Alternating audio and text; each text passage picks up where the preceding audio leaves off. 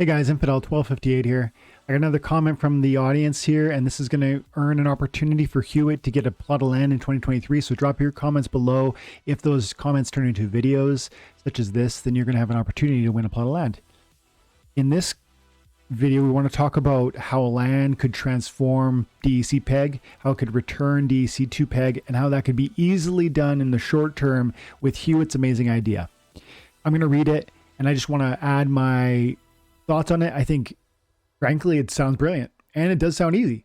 So if there's something about this that you feel is off, if you feel Hewitt doesn't get it or I'm missing something here, I want to know that. Drop the comments below, because this seems like a layup, and also not just an easy win, but an easy implementation. Let me know in the comments if you think we're wrong, but let's read Hewitt's comment. He goes, and we're talking about DCB being a terrible idea, because look, if you want to get rid of DEC, the best way is just figuring out land. He goes, okay, I might be simplifying this way too much, but wouldn't it be easier to hammer out the details of land, cards needed, and the ballpark building costs for land, and then create a simple tab on the land page for folks to prepay DEC for stuff instead of doing a new token? Man, that sounds genius. Why is it not that simple? Like, I mean, literally, it doesn't even need to be blockchain based yet. It doesn't need to be mechanically figured out in sort of in terms of programming. It literally is just a website he's proposing, right? You create a website, we go to it. In fact, there is a website. You go to the website, you go over to items, no, not items, market, land sales. And then this page isn't even ready, but you could just go ahead and have, like, you know, buildings, and you could have upgrade tickets, because like we're going to need to upgrade the buildings on the land. We're going to need to upgrade the, I don't know, the land itself, I guess. There's going to be different steps in the economy of how it operates. So I assume they've figured this out. It's not implemented yet because it's not, there's coding on the background that has to happen, but forget about that coding side right now and just give us the, like a HUD, a heads-up display that allows us to see the vision and to understand the economy and to start sending DEC to you so that we can prepay for those things. Man, it sounds brilliant, and a web page already exists for it, and all you have to do is receive donations. There literally, all there has to be is like a picture of like a land upgrade token. And, you know, what else did they say that they're going to do? They said they're going to do building maintenance. They said that they're going to do building upgrades. They said that they're going to sell potions associated with being able to survey your land. Why can't you literally give me a JPEG of a potion right there? It's a land survey potion, and it costs 5,000 DC or whatever, and I'll send you DC now, even if that's 6 months away. Like, it sounds too good to be true, and maybe there's something I'm missing here, and Hewitt's missing here, but I think he's right, man. Just take our money. It's like that meme, man. Just take my money. I feel like that info would be a great catalyst for rising card prices as folks prepare for land on top of a DEC sync we are looking for. Probably easier said than done, and why they didn't choose that path. See, that's the other side of it too. It's not just a DEC sync. He talks about, of course, he's focusing on the DEC sync because that's what we're talking about within the context of this video, with the DECB being a terrible idea. My concern is that, and I don't want to rehash that, but you know, we create DECB, and if it's transferable, then there's really going to be a market for DECB, which is going to distract from the market around DEC.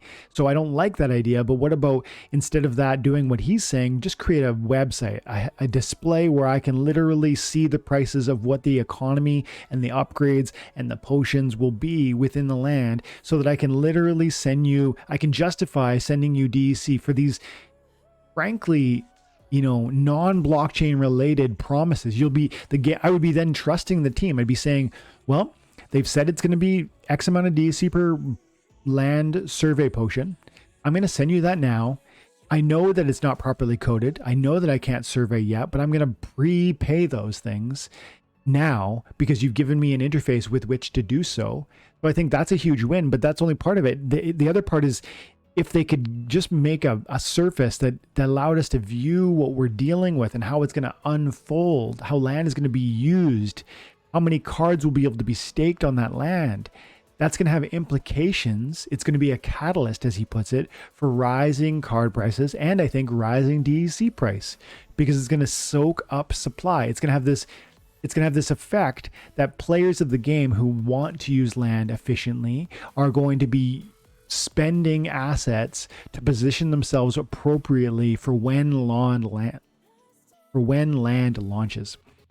Spending assets in the form of sending DEC to the team in order to get those in-game benefits that we just talked about, whether it's the survey potions, whether it's, tokens to upgrade your buildings or whatever, maintenance or whatever else the game is going to plan it now, price it accordingly, and sell us pre-sales for those. Do it.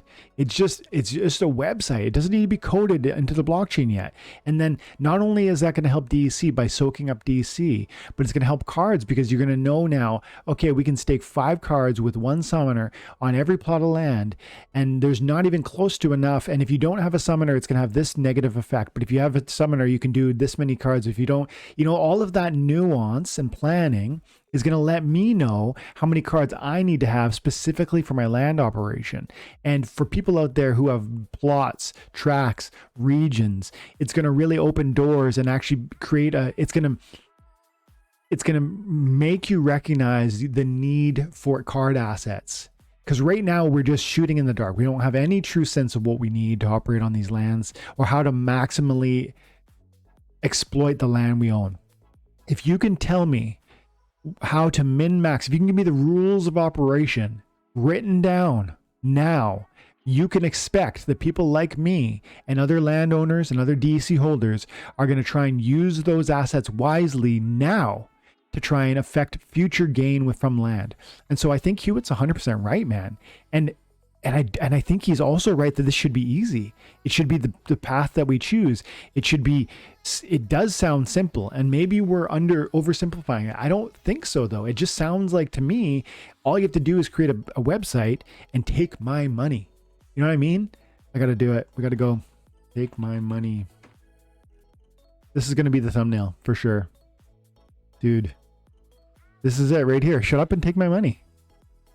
Guys, what do you think? Let me know in the comments below. Have an amazing day. God bless.